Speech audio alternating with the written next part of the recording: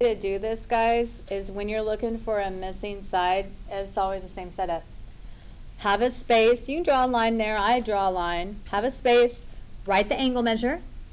Write an equal sign. Write a fraction bar. And then we're going to fill in the gaps. So this is always the template to find the missing side.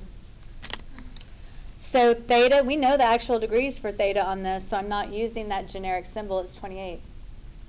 All right, let's analyze what we're given. We're given 19. What side is 19? Hypotenuse. And the hypotenuse always goes on the bottom. So let's put 19 right here. I'm going to remind myself it's the hypotenuse. And we are looking for x, so I'm going to put that at the top. What is x in respect to 28? Opposite or adjacent? Opposite, good.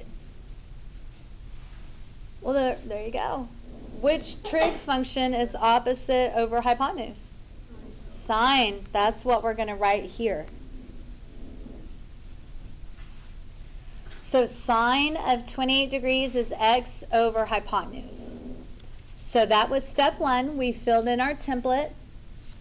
Step 2 is to solve for x. So guys, look, if it looked like this, what would you do to get x by itself? Well, it is divided by 9. Yeah, we're just going to multiply both sides by 19. That's right.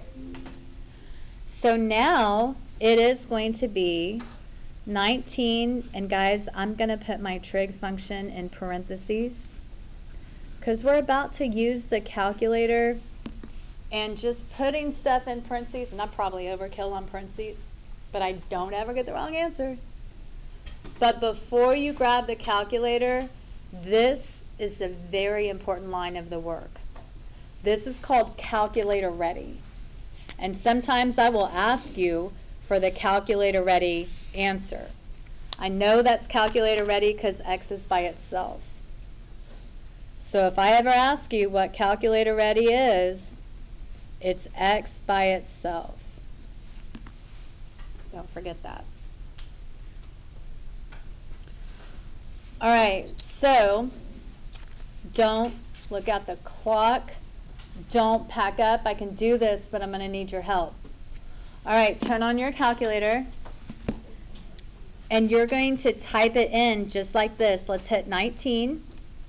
Open parentheses. Guys, find your sign button. It's right next to pi. Type in 28. Close parentheses and hit enter. And that's the answer. But let's talk about rounding. If instructions are not stated for rounding, then our standard is 2 places behind the decimal, the hundredths. So don't forget, we need to always round to the hundredths. If it's not stated, sometimes it's stated. So guys, is x going to equal 8.91 or 8.92? Yes, 8.92. Very good. And that's how you find the missing side. We are going to use the trig function on the calculator.